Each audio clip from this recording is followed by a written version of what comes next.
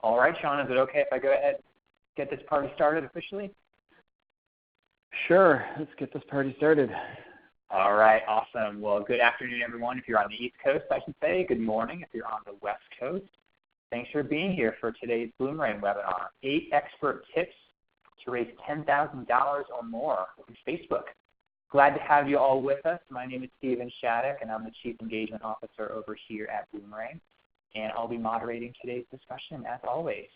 And just a couple of housekeeping items. Just want to let you all know that we are recording this session, and I'll be sending out the recording a little later on this afternoon, as well as the slides if you didn't already get those. So be on the lookout for that. Have no fear if you get maybe interrupted or you got to bounce early. Don't worry, I'll get that recording to you this afternoon, Scout's Honor. And if you have any questions or comments throughout the hour, please feel free to use that chat box right there on your webinar screen. I know a lot of you already have. That's awesome. Don't be shy. Don't sit on those hands. We love for these sessions to be as interactive as possible. So send us your questions and comments along the way here over the next hour or so. You can also do that on Twitter if you're a Twitter-type person. I'll keep an eye on the Twitter feed there for questions. And one last housekeeping item, if you have any trouble hearing us through your computer speakers, we find that the audio quality by phone is usually a little bit better since it doesn't rely on internet connections or any of those things. So if that'll be comfortable for you, if you don't mind dialing in by phone, try that before you totally give up on us. Just check your email for the email from ReadyTalk that came out about an hour ago. Should have a phone number in there for you to use. And if this is your first Bloomerang webinar, I just want to say an extra special welcome to all you folks. We do these webinars just about every Thursday throughout the year. Actually did a little tally earlier today, and we've done 45 sessions this year already. We've got a few more great ones coming up towards the end of the year. It's one of our favorite things we do here at Bloomerang, but what we are most known for is our donor management software. That's kind of our core business. And if you are interested in that or kind of want to see what we're all about, check out our website. You can even watch a quick video demo and see the software in action. But don't do that now. Wait at least an hour because you all are in for a real treat. We've got some awesome advice coming up from my buddy Sean Kosofsky, joining us from beautiful San Francisco. Sean, how you doing? You doing okay? Thanks for being here. Doing great. Thanks so much for having me. Yeah, I've been looking forward to this one for a while. Love your slides. I got a peek at them earlier this week. And you all are really in for a lot of great information. I just want to brag on Sean real quick. Great guy, and he checks a lot of boxes for me for the types of presenters I like to have on these webinar series. Most importantly, he's been in your shoes. That's kind of my number one thing. He is a 5-time ED, so he definitely understands what you all are going through. He's been doing this for a long time, over 25 years of experience, working in policy, communications, grassroots advocacy, development, of course. He served on boards. He has millions of dollars raised to his name and is featured a lot out there in the world in terms of webinars and conferences. So if you see his name again, definitely attend that session, whether it's webinar or a live presentation. He's going to tell you more about kind of what he does day to day, and I'll kind of save that for him to tell you about. But Sean, I'm going to pass things over to you. The floor is yours, my friend. So take it away. Tell us all about Facebook fundraising. Excellent. Thank you so much, Stephen. So I think everyone should be able to see my first slide here. So we're going to talk about 8 expert tips to raise over $10,000 with Facebook fundraisers. And so part of this, we're going to talk about this in a minute, but part of this is for folks to be able to run these fundraisers on their own, but also we're going to talk about something called Facebook campaigns, which is when you run a bunch of these all at once. And so the best way to do this really is to get a handful of people or more to do these all at once, but everything we're going to talk about today is really for individual fundraisers or groups of them. So a lot of organizations are certainly not running a bunch of them at once, and I'm going to encourage you all to do that. So let's get started. A little bit about myself. Stephen told you a little bit. I've been in nonprofits for a long time. I go as like the nonprofit fixer. My company is called Mind the Gap Consulting, but I go by the nonprofit fixer. I'm a generalist, so I've done a lot of different things in nonprofits.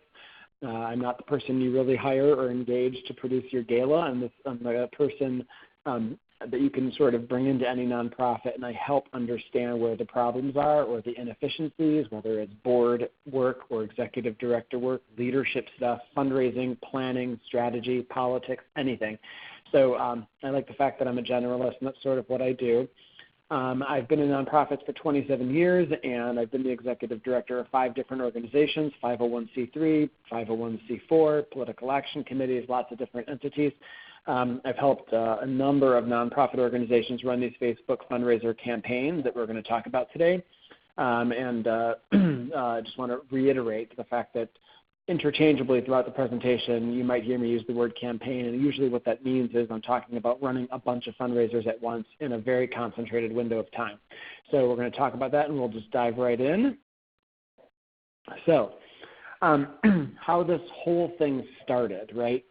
In the fall of 2016, I noticed that a friend of mine all of a sudden on her Facebook wall, and I'm a pretty big user of Facebook, so I noticed this new thing she was doing. She was raising money for an organization on her wall with a functionality that I had never seen before, and this was probably October or November of 2016. And I said, how are you doing that? How are you raising that money through your page? And she said, I don't know, like Facebook just prompted me to set this up. And I was like, oh, so I immediately started looking through and found that I could do this also. And so I'll explain what happened in a minute, but on the left-hand side of the screen, you can see that when you go to Facebook to raise money, it doesn't have to be for a 501c3 organization. You can raise money for an individual also, a friend, maybe they need medical bills covered, or someone who's trying to go to college, or just for yourself. Facebook allows you to do all of this. On the right-hand side, you can see the campaign that I eventually ran. So at the time, I was running a national bullying prevention organization in New York. And in a perfect way, when you're working on bullying, we sort of had an issue drop in our lap, which was that Donald Trump was running for president at the time. And so in October, November of 2016, whether you like him or dislike him or whatever, the term bullying and people talking about bullying and bullying as an idea was really in the national conversation. So for a bullying prevention organization to have that kind of issue happening publicly and politically and in the news was sort of a perfect moment for us to run a Facebook fundraiser and capitalize on the fact that we all need to tone down the rhetoric. We all need to be kinder to each other. So we went right out of the gate with my first fundraiser for the Tyler Clementi Foundation online, and I had never really believed social media could do a lot of good with fundraising. And you can see from the red arrow to the right, in just a couple weeks, we raised $11,000. Just me, just my own campaign, $11,000. This wasn't the organization's campaign. It was me running it with my own 3,000 friends at the time. But it ended up getting $12,000, not just $11,000, because we got a match over Giving Tuesday, so which was being offered at the time in 2016. So you can see that just when we title this workshop that individuals can certainly raise this kind of money, certainly people can raise a lot more than this. This was just at the beginning.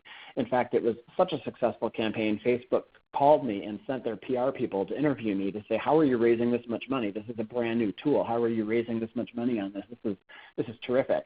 And so I just explained how I knew how to run campaigns online, and it sort of grew. And now everyone, of course, is using this tool. And I really believe that there's no end in sight for the power of this tool. So I just wanted to give you that quick little intro as to how this all came about in the fall of 2016 and how I started really teaching other organizations how to do this. This is just from this past summer. Peer-to-peer fundraising is a thing, right? So many of us have heard the term peer-to-peer fundraising or peer-to-peer platforms. And so when people are talking to people, way before there was an internet, the way people got things done is that they trusted sort of their tribe, their neighbors, their family, their whatever. So when people are talking to people that they already know to sign a petition, to go vote, to go give money, you tend to do what people right around you are doing. So it's partly peer pressure, it's partly wanting to fit in, it's partly the tribalism and psychology of us wanting to kind of be doing what our peers are doing, but peer-to-peer technology is very powerful. So instead of getting a blast email from an organization in Washington or New York saying, give us money, having your followers asking their own supporters to give money to that charity is way more effective. We're going to talk about other names for this kind of technology later on, but psychologically speaking, having people raising money amongst themselves instead of being broadcast fundraised to is a very effective thing. And you can see from this headline that this has been a hugely successful platform for a lot of people. Like hundreds and hundreds of millions of dollars have been raised through Facebook birthday fundraisers alone. I think over $1 billion or something has been raised on Facebook through all of these Facebook fundraisers. It's almost as if it's creating a new area of revenue generation for nonprofits, which is really exciting. So we're going to dive right into the 8 different tips for raising this kind of money. So some of these are going to seem really, really basic and really simple, but I'll tell you, I work with people all the time, and it's counterintuitive. When people start doing this and they start running these campaigns, they mess up a lot of things. They think they can game the system. They think they're smarter than the system. So I'm just going to break it down into very, very simple things, and I want everyone, you're all going to get the deck and the webinar later, but I want to just really reiterate that these fundamentals really will help you raise a lot of money on the platform. So the first one is that you'll want to set a campaign end date 30 days out. So when you start creating a Facebook fundraiser, which only takes a minute or two to set up, it might default to having an end date for the campaign maybe 7 days out or 2 weeks out or something like that. I really want to encourage you to set it for 30 days, and if you're really ambitious, 60 days. But in general, 30 days, and here's why. People get busy. You get busy. There's a lot of things going on. You don't want to just try to squeeze this all in a week. And so also issues could pop, right? So like things could come up and you want to have your campaign running in case something big happens, and you could all of a sudden just galvanize people to put money in for this issue that you're raising money for. So you can always change the date later, and we're going to talk about that again later just to reiterate the point. But in general, when you go to set it up, I would say give yourself 30 days. It doesn't mean that you can't get the money just as fast. Like the money from your fundraiser will come in waves. It doesn't. You don't have to wait till the end of the campaign. So don't be nervous about setting a campaign for 30 days out. And again, you can always change it and close it at any time if you really need to. But just set the campaign for 30 days out. And so you can change it during the entire campaign, but you can't change it if your campaign ends. So if you set your campaign to end on November 22nd, tomorrow, and then that day arrives, you can't change the end date. It's too late. You have to start from scratch. And so that's really, really frustrating if you have already built up a lot of momentum and you've taken all of the time to invite all of your friends. I've seen it happen many times, so we'll talk about that during this webinar. But generally, you want your campaign to be longer and not shorter. You want to run it for a longer period of time, and until you do it, you won't realize why that's happening, but it's why that's important. But I just trust me when I say all the tips in this thing are based on best practices. So run a longer campaign. Also, as I alluded, your issue may pop. You never know. If you're working on gun violence, there might be a horrible issue with gun violence that comes up that really galvanizes your supporters. There might be something that has to do with an election or some like environmental issue or a storm in Florida. Like any issue you're working on, something could happen in the political landscape or in the media environment that all of a sudden galvanizes your members to give. So having a whole 30-day window there for people to have a vehicle to weigh in and participate is really, really important. Your issue may pop. It may just become a big issue. So you want to have that campaign running instead of not running. It's better to do that if you have a 30-day window. The next slide. So just a case study here. An organization I helped in the spring of 2019 run a campaign. Again, I'm saying the word campaign here. We had 15 people all running Facebook fundraisers at once during a 30-day concentrated window of time. And the goal was to raise $15,000 among 15 people in 30 days. And so this is an example of how this individual who was running one of the Facebook fundraisers was doing really well, but she accidentally let the end date expire on her campaign because she forgot to set it too far out, and she had to start from scratch, which is really a pain in the butt. So not a lot of your volunteers who are running these campaigns or starting these on their birthday are going to run them again. It's going to be a huge missed opportunity for your charity if someone decides to run one of these and then it ends before they hit their goal, or if it ends and they are haven't fully maximized the potential of how much they can fundraise. So again, in this turnout campaign that we ran last spring, this person had to start all the way from scratch, which we'll talk about more, why that's so time-consuming and why you lose the momentum. It also causes confusion because if you start another campaign, people might be like, didn't I already give to this one? How come you've only raised $100 toward your goal? I thought before you had $500 toward your goal. It just leads to confusion. So just trying to reiterate a point here with a case from this organization where one of the folks had done this and had to start again. It was a big pain. So we'll dive into tip 2. So people give to people. Everyone on this call, everyone on this webinar is probably a fundraiser. And so fundraisers know this. We know intuitively that people give to people. People don't give to organizations. They give to people. Like 9 times out of 10, it's because a person asks another person. It's that whole peer-to-peer thing we were talking about. People give to other people. And that's powerful because relationships matter and reputation matters, and people giving to people that they know and like matters.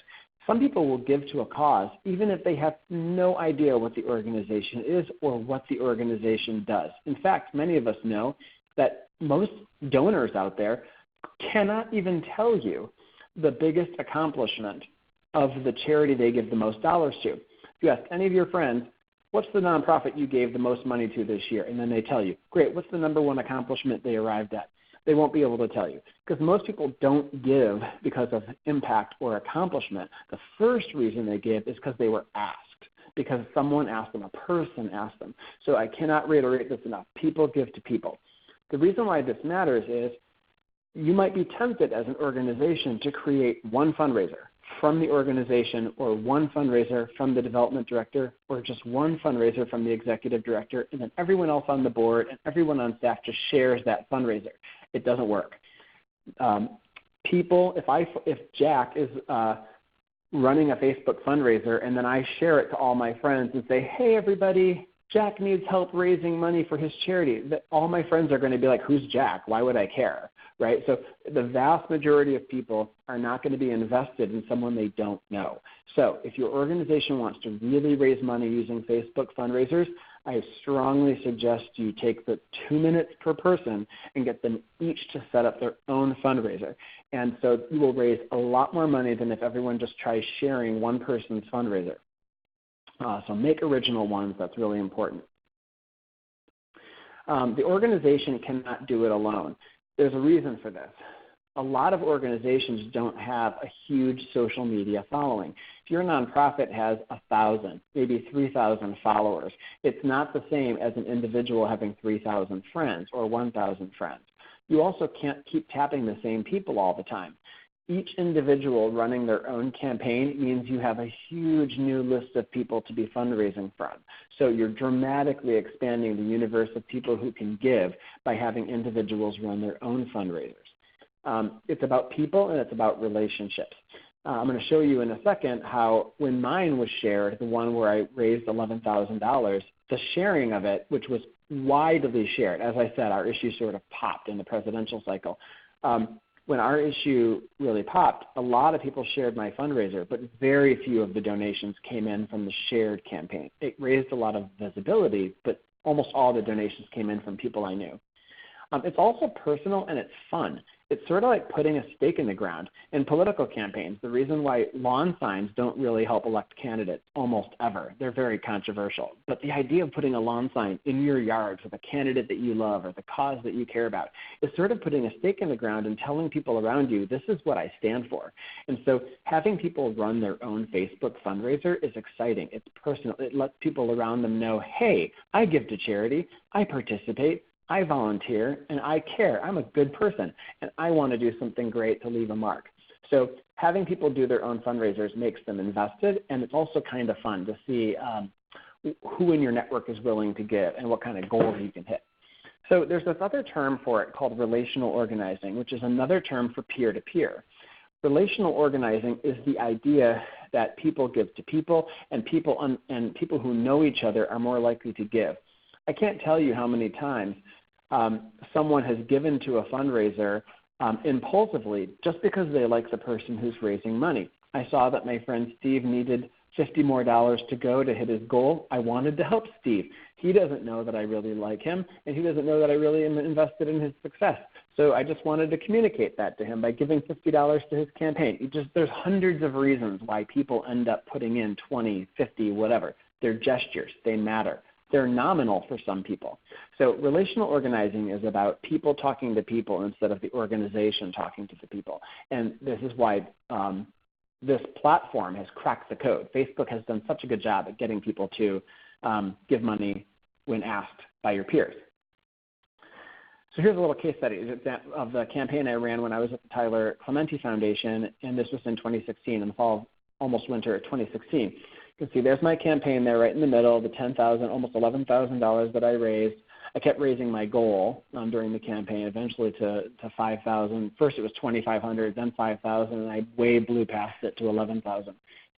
And you can see where the red arrows are going there. Sorry, there's a machine in my kitchen now all of a sudden making noise. So you can see from the arrows there, 255 donations. That's just in a couple weeks. In just a couple weeks, one person, me, got 255 donations. But 9,000 people ended up getting invited by different people to the campaign, and there were 431 people shared my campaign. I have to believe that this is because of the issue at the right time. But 431 people shared, I think 20 of those 255 gifts came from the shared campaign. So this is just to drill into folks. Someone's saying that they can't see the slide that I'm showing, but it's just a picture of me on the screen along with some other screenshots. So you'll get it in the slide deck if you're for some reason not able to see it. Anyway, so that's just another example.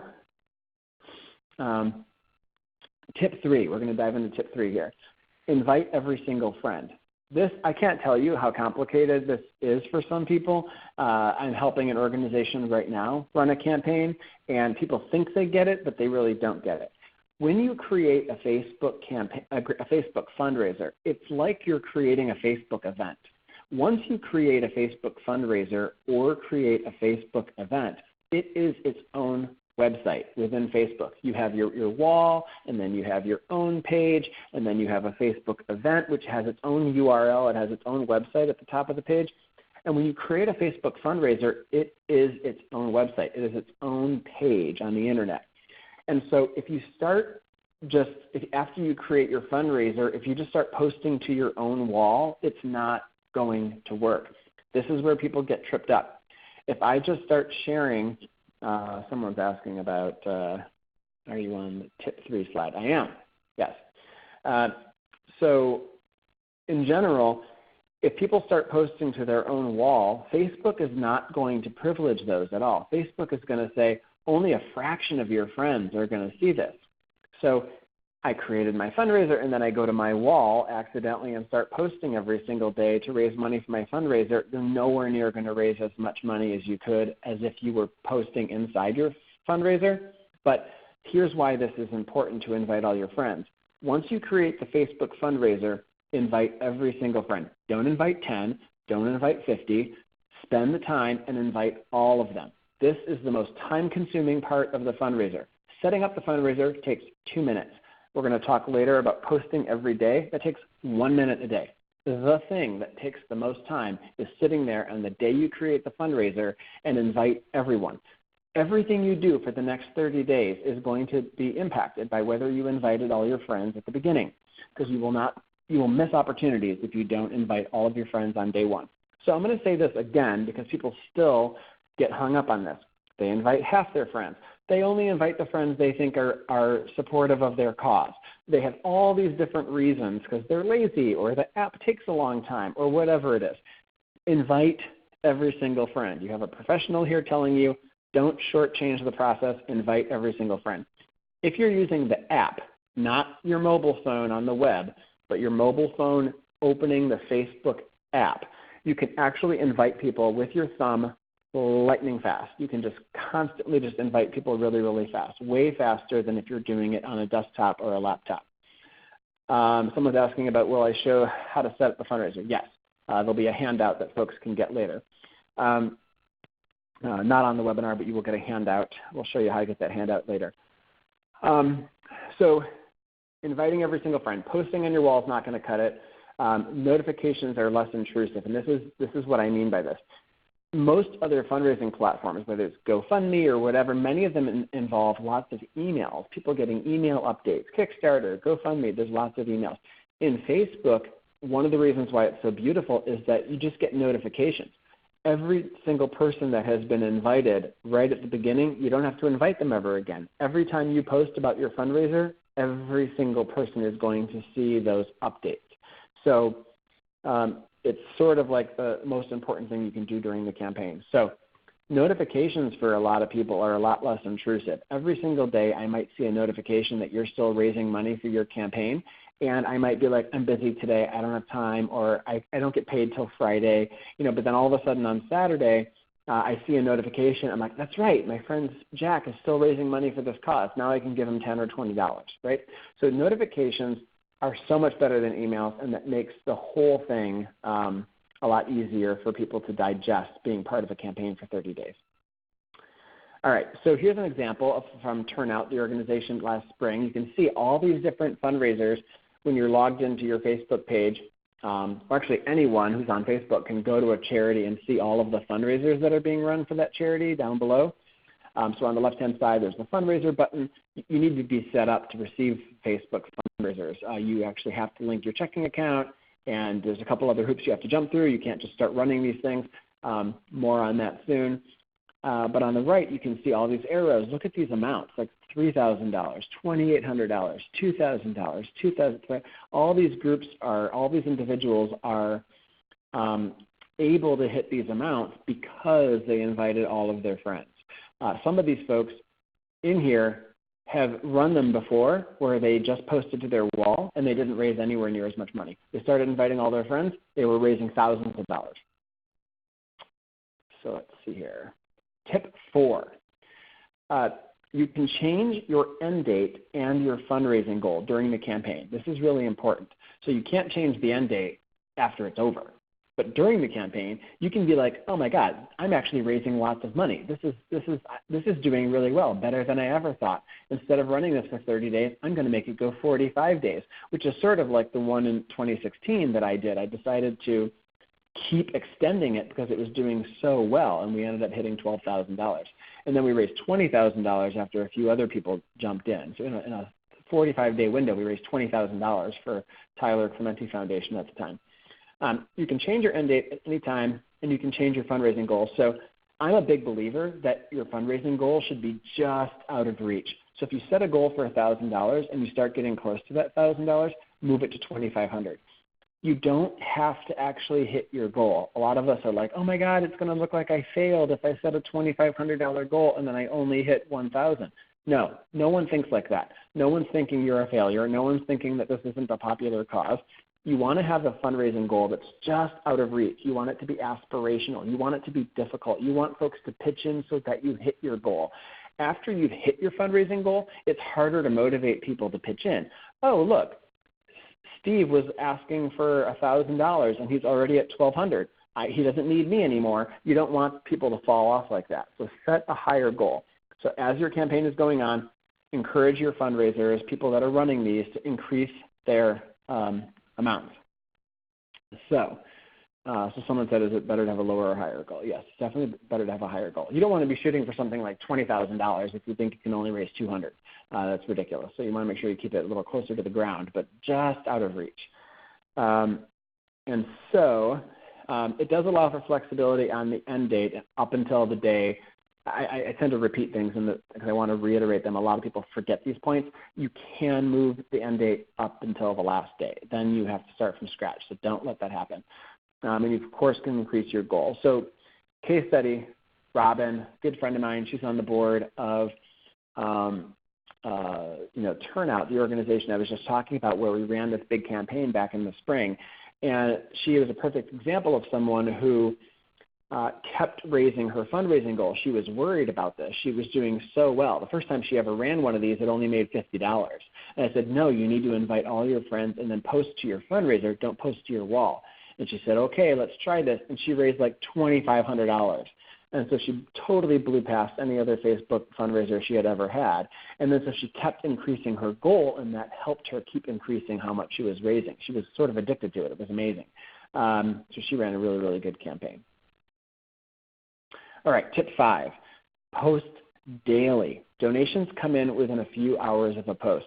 I think I read somewhere, and Stephen can tell me whether I'm wrong or not, but I think I read somewhere that if a tweet on Twitter isn't retweeted within 10 minutes, it'll never be heard from again.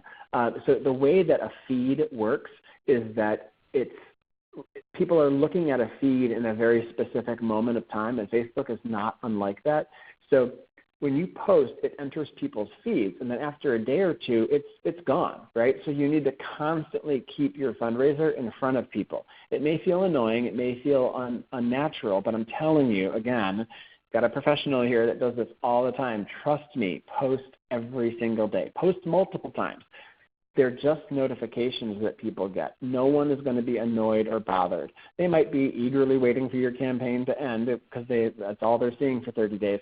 But I'm telling you, if you post on Monday morning and then Tuesday morning and then Wednesday morning, you are going to get more gifts coming in. Donations come in within a few hours of a post because people saw it. If you're not asking, they're not giving.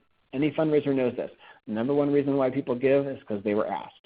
So one thing I encourage people to do is to create sample posts. So if you get writer's block or you run out of things to say about the nonprofit because you're posting every day, if you're going to have 10 or 20 people running these campaigns, these fundraisers for your organization, create sample posts. I'm working with an organization right now called MOASH in Michigan, the Michigan Organization for Adolescent Sexual Health in Michigan. I think we have some of those folks on the call today. And one of the things we do every 10 or 15 days is send out a list of sample posts. And they're all very similar. So some of the posts are things like, hey, everyone, I'm raising money for a great cause. If everyone gave me $5, that would help. And they're pretty generic, and you can say them for any organization. But putting out 10, 20, or 30 sample posts with links and images and videos and things to keep things visual, that's really, really important. When you create sample posts, it shows people that there's a lot of different ways to keep posting every day. It just makes it a lot easier. It makes it visual, and it makes it fun. And then you want your asks to be concrete. Hey, everyone, I'm trying to raise $2,000 by Saturday. I need everyone in my friend group to give $10, and I'll get to this goal. And then all of us can pay for this new thing that the charity wants. The more concrete, the more likely you are to raise money. But posting daily is really, really essential. Let's see here. Ask a lot. So you want to be asking for people for money all the time. Showing it, again, for some people who aren't used to fundraising, this might feel like a lot of asking, but I'm telling you, it's exactly what works on this platform when you have people who know each other talking to people who they know. If you post on Monday and wait till Friday, you might as well wait forever. Just like I said earlier, if you just post and wait for everyone to sort of give to your campaign, if you just post once, it's just not going to work because people's feeds sort of disappear. And if they're not looking on Monday because they're busy or Tuesday because they're busy, then they need to constantly be seeing from you. So post all the time. As a general rule, I say post once a day. Some folks do post multiple times a day, or if you have to miss a day, then post again, but just keep posting. You can also time your posts. I tend to post right before the morning drive and the evening drive. So I try to get something into people's feeds before 8 to 9 a.m. Eastern time or before 8 to 9 a.m. Pacific time. Excuse me. And then you can also do that in the evening, like between 5 and 7 is a great time when people start checking Facebook again. They do it on their lunch hour. They do it at certain times during the day. So you want to post them. You don't want to be dropping all your posts at midnight because there is a risk that they get lost sort of in the morning shuffle. So you can also tag people. You can tag folks who you know have tons of friends. If your friends don't mind that, you're going to get a much bigger audience.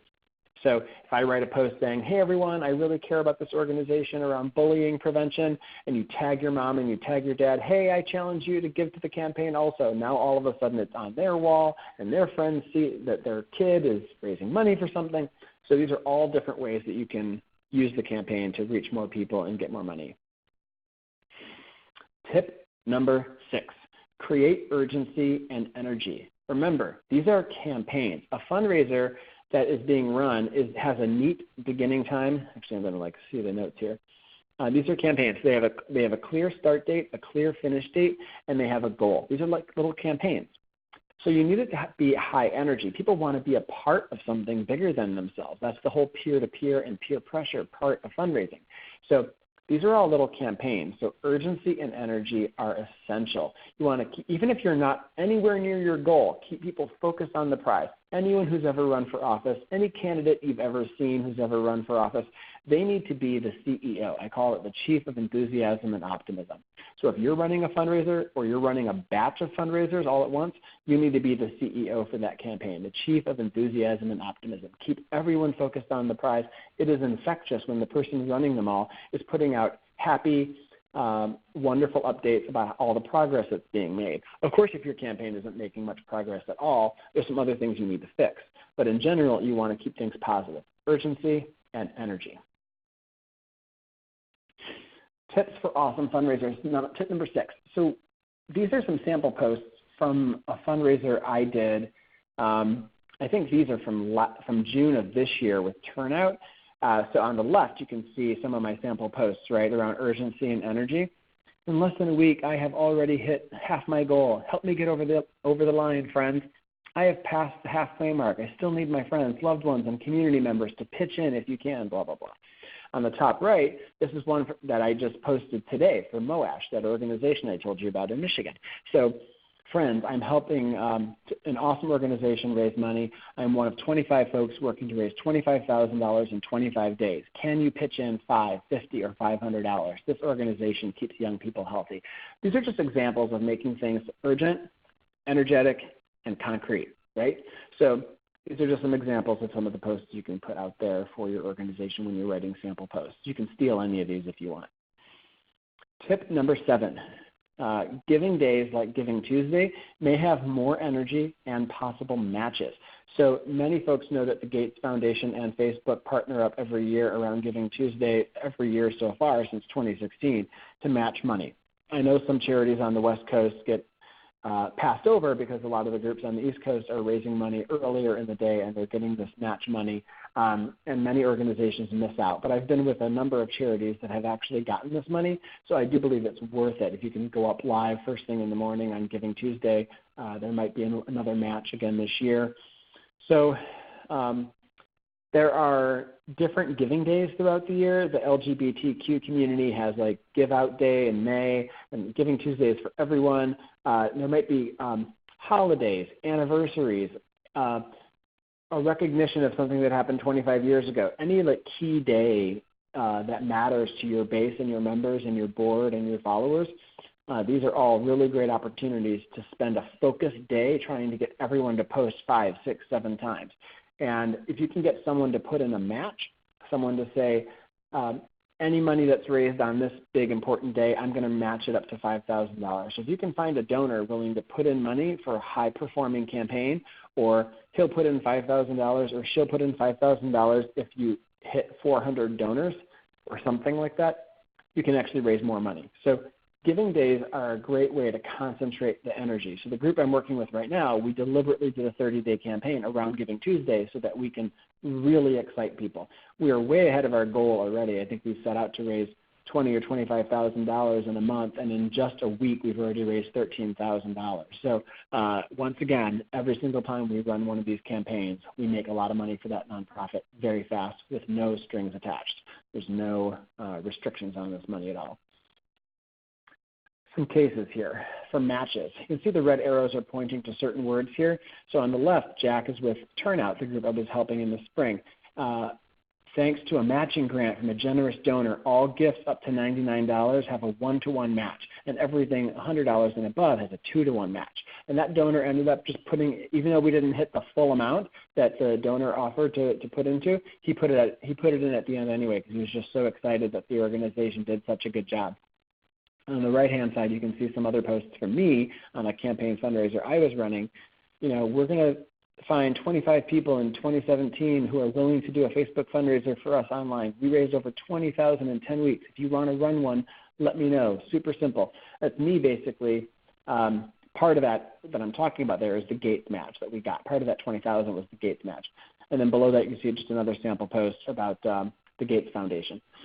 So this is from January 2017 when I was at the Tyler Clementi Foundation. So just a little examples of how to talk about matches. So tip 8, we're now at the final tip. So make this a primary way for volunteers to get involved.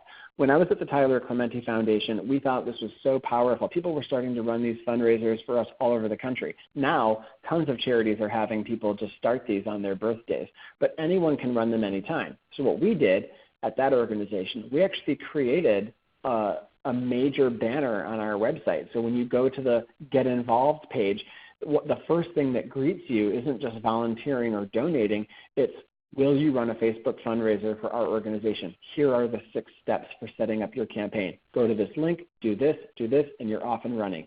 So we actually had a dedicated page on our website to recruit everyone to run fundraisers for us, and it became a steady year-long stream of new money that was coming in. This is really powerful as a standard onboarding option. Any new volunteer, any new board member, any person who comes into your sphere, you can hand them a one-pager that says, this is how you run a Facebook fundraiser for us. Please consider doing it. You can, if a fraction of the people that you hand that to raise you money, you can make thousands of dollars during the year. It's also a really great option for people who aren't nearby. If you run a small organization like that organization Races, which is down at the border in Texas or California that was raising money for the immigrant families at the border, they're mostly a local organization, but people all over the country wanted to be raising money for them. So Facebook fundraisers are a way for people to be running these all over the country or even further outside of the country for this charity. So if you have fans or people that aren't geographically nearby to you and they can't physically drive down or get down to your office to volunteer, they should run a Facebook fundraiser. So it's a great opportunity for folks who aren't nearby or those who have mobility challenges or whatever. Running these things are a terrific way to bring in money. So here's how to pull reports. At the end of the campaign, you're going to want a list of all the people that gave money, how much they gave, whose campaign they gave to, whose fundraiser they gave to, what was the exact date. And so here's just a little, I pulled this from the organization we're working with, I'm working with this month, MOASH. So Michigan Organization on Adolescent Sexual Health. They work in comprehensive sex education in the state of Michigan, a cause that I really care a lot about. So you can see these are different steps, 1 through 5. I'm going to you'll see step 1 is when you're on the actual Facebook page, you have to be an admin to see this. If you're an admin for the Facebook page, you can see there's this list of options at the top, and there's probably one that says More. And then if you go to step 2, when you click on the More button, you will then see Publishing Tools. So the orange arrow is pointing right at Publishing Tools. If you jump over to the right, step 3, you'll then see donation settings. It's a little convoluted. I should make this a lot easier, but the donation settings button. And after that, you go to step 4, a donation settings window pops up. And then you'll click on download donation reports. And then step 5, you can pull a multi-day transaction report from the beginning of the campaign to the end of the campaign. It spits it out as a CSV, basically Excel file, and you'll have all of this data. Now, the single most frustrating thing about Facebook fundraisers is that you don't get the emails for your donors. There's a lot of reasons why Facebook does this. They haven't really explained themselves, but I'm pretty sure I understand why. They don't want folks going off the platform to raise money from these people. So in a way, not getting the emails of your donors is sort of like you can just, instead of like stressing over how do I get these people to give a second time, how do we get them folded into our renewal, just imagine that when you run Facebook fundraisers, these people are never coming back. Every single time you run one, maybe once a year, or you get 10 new people every year, just assume they're always fresh new people that really don't have a lot of strings attached to the money that they're giving. So you're not going to get the email addresses, but you also don't really have to cultivate them that much more. Of course, you can try to get them into your organization's Facebook page, but it's going to be really difficult to get their emails. Of course, you can ask every person running a Facebook fundraiser to round up the email addresses for all the people that donated, but it's a giant hassle. So it's one of the big problems with the Facebook fundraiser campaign. So that is that. So now I think Steve is going to drop in some links for everyone. So for the Facebook fundraiser tools, I have 4 different links for you here today. There are different things that I give away for free that can help your nonprofit. And so one of them is my board fundraising worksheet. So Stephen's going to drop that in, which is a powerful tool that nonprofits use. It's my highest performing tool. I give it away for free. It's a tool for boards to use to write down exactly how they're going to raise money throughout the year. It's a great tool for executive directors and boards. I also have a tool called 44 Ways to Skyrocket Your Nonprofit Email List. If you're interested in this webinar, you probably care about growing your email list. That's a free tool of 44 different ways to do that. Below that is creating a unique value proposition for your nonprofit. I didn't see anything online at all that was a good tool for how to write a unique value proposition statement for a nonprofit, so I created my own. You can grab that with that link. And then also the free Facebook fundraiser webinar. So the thing we just did on this webinar, I give this away for free also on my own course page. So if you go to my course page and sign up for my webinar, it's shorter than this. It's only like $15, same basic tips. But if you sign up there, you will get my instruction guide. And that is a PDF download that you'll get with the exact step-by-step link, step-by-step methodology to producing a Facebook fundraiser, and the step-by-step methodology for creating a campaign for all of these different people to be doing it. So all of those are free resources for you. That'll get you signed up to get more tips and stuff like that from my company. But if you want the instruction guide on how to do this, so you can just tell all your followers and donors and volunteers to set these up, grab that from the instruction guide on the free Facebook fundraiser link. So that's all I have. I have one more page here just to show you the other stuff that my organization does, my company does. Lots of work with executive directors and boards, coaching, training, consulting, lots of things like that.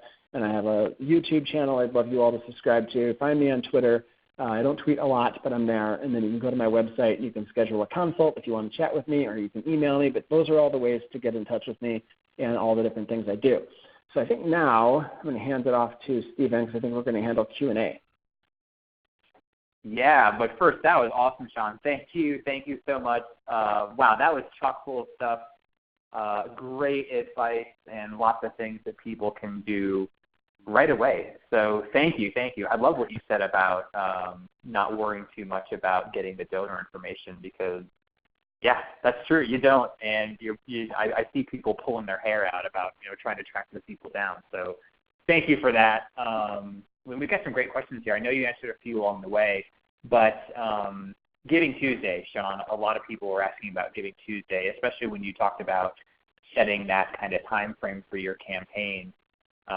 We're recording this on November 21st. We got Giving Tuesday in just under 2 weeks.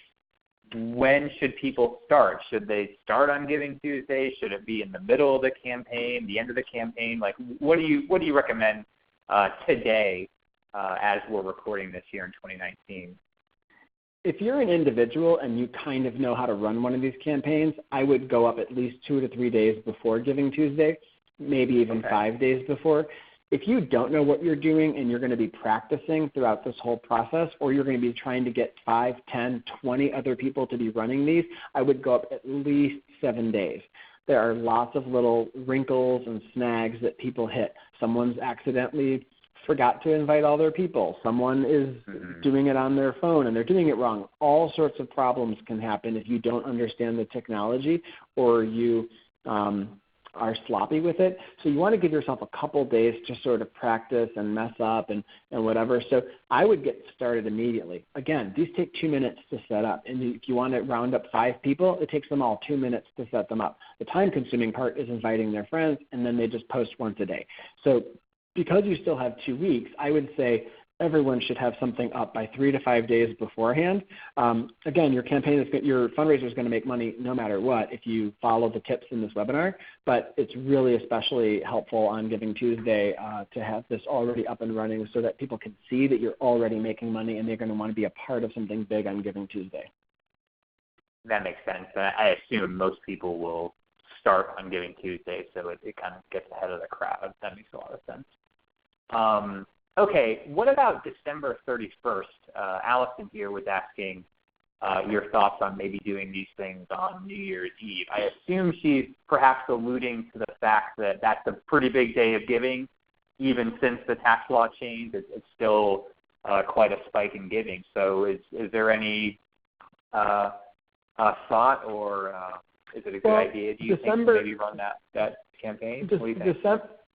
December is a huge month for giving. I think certainly the plurality of gifts throughout the year, if not the majority for some charities, happen in the month of December. For me, it's not about December 31st. It's about the month of December. So I would have this up and running like December 2nd to January 2nd. I would just run a 30-day campaign during the entire month of December. Some people are like in the holiday spirit. Some people are traveling on the 31st. I'm going to be out of the country at the end of the year, so I won't be giving to people's fundraisers. So some people are just traveling for the holiday, or they're distracted on the 31st. I would run a campaign during the entire month of December, or for the last 2 weeks of the month, or whatever you want to do. There's no wrong time of year. Again, there are anniversaries or dates or key things on the calendar, like the end of the school year, or the beginning of the school year. There's all sorts of reasons to run these. And your charity, your organization, can experiment at different times of year with different people on Facebook to see when you get the most traction. So I think a December 31st strategy makes sense, but I would really encourage you to do the entire month of December. Okay, makes sense to me. Speaking of the people that you want to corral to do these fundraisers for you, any tips on who to ask? Should you ask friends and family, or loyal donors, loyal volunteers, board members? Like, who are those people that maybe you should reach out to go out and do their own fundraisers? If you feel comfortable asking your staff, like as an executive director, I try not to ask my own staff to raise money. But if you're the kind of organization and you have the kind of relationships, I would start with your staff. There's no one more motivated than your staff. So if you have staff, I would definitely say, hey, you're not required to. I know we pay you here, but if you're interested in running one of these, this is how you do it. That's how I would really do that. So first, I would start with your staff. They are the most invested. They are the most interested in seeing this be successful. And then I would go to your board and to your volunteers. Absolutely. And then I would ask your own personal network. I think it's really powerful to give this tool to board members. Board members are frequently like, I don't know how to raise money. I don't know how to do this. I don't want to ask my friends. They're constantly struggling with trying to hit the amount that they're supposed to fundraise. So Facebook fundraisers have been the thing that for a lot of boards, this is finally the thing that got them because they thought it was fun. They could be part of a larger team goal. So those are the people I would do. And then like Tyler Clementi Foundation did when I was there, you can have like, they don't have it there anymore, but you can have like a page on your website when anyone arrives at your site. It could be a giant like, get involved, help us raise money among your friend group button that then just, so anyone coming to your website could all of a sudden be scooped up into this process, right? And we did see people decide to just do that because they were digital natives or they were young or they really from a distance wanted to participate in some way. So I would definitely start with your own people inside the organization and then branch out to like your friends and family and neighbors or whoever. And then another way to do this is to look at the most engaged people on Facebook. Look at the people that are commenting the most on Facebook, sharing, engaging with your content. It makes sense if you have 30 people during the year who are liking 5 or more things per month on your Facebook page. Those are people that are really engaged, right? So I would reach out to them and say, hey, you're really active with our nonprofit. Would you mind running one of these campaigns for us? And I promise you, a lot of them are going to say yes. I love that. That's such a good way to get your supporters engaged. And I'm curious what you think about this, Sean, but my thought has always been, going back to the fact that you don't get the donor information and it's hard to cultivate. It seems like the fundraiser is way more important to cultivate than those people that give $5 or $10 to their campaign. Like, would you agree with that? That the primary appreciation and attention should go to those people that raise money for you? Yeah. So a lot of charities are having people just start these campaigns on their birthday because they're prompted to by Facebook to start a fundraiser on their birthday, and they just pick a charity. So all of a sudden you've got a bunch of these running. So in some ways those are easy because they're all 2-week, $200 fundraisers. That's the default that Facebook gives people is usually a 2-week fundraiser or a 1-week fundraiser for $200. So tracking those people down is not difficult because they're just sort of happening, and you can just always look at your fundraiser page of your wall. But yeah, I think the most energy is in peer-to-peer fundraising, is rounding up the people who are actually going to do the fundraising and then training them.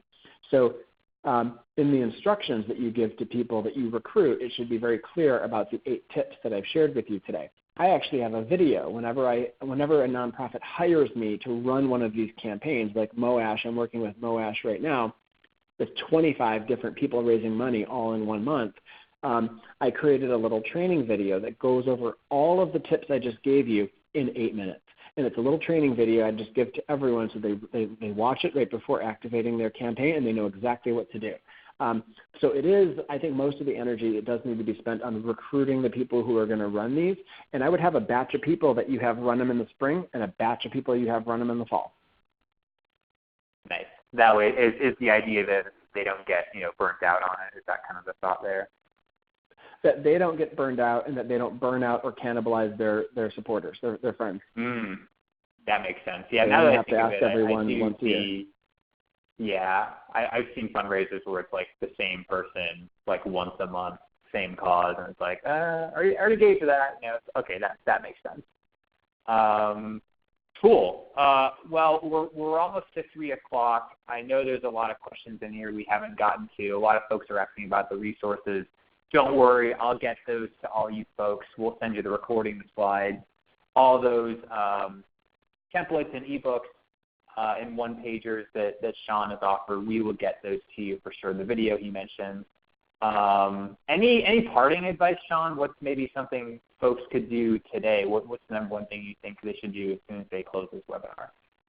I would just say don't let the controversy around Facebook, people are like, oh, they've got privacy challenges, or oh, just don't let all that get in the way of you raising boku bucks for your charity. I'm so bullish on Facebook right now in terms of fundraisers because it is like unrestricted money. It's fast. There's no fees. Facebook doesn't charge any fees on their end at all. There's a tiny transaction fee, but Facebook doesn't charge any fees.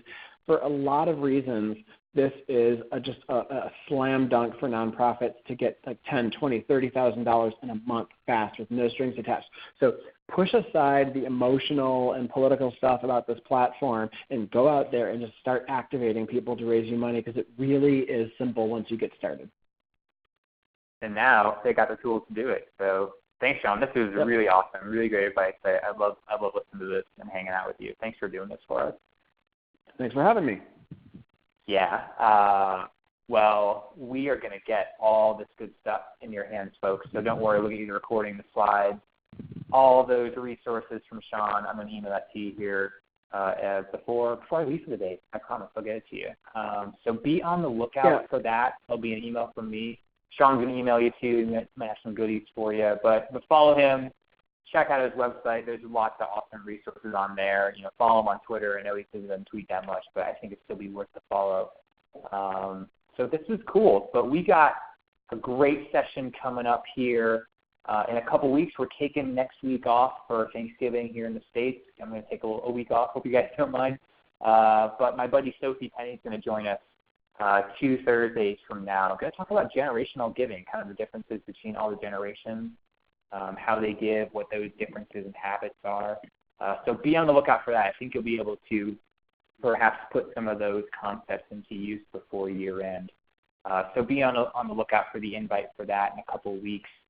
We got lots of other webinars scheduled throughout early 2020 already. So check out our webinar page. We'd love to see you on another session here coming up. So we'll call it a day there.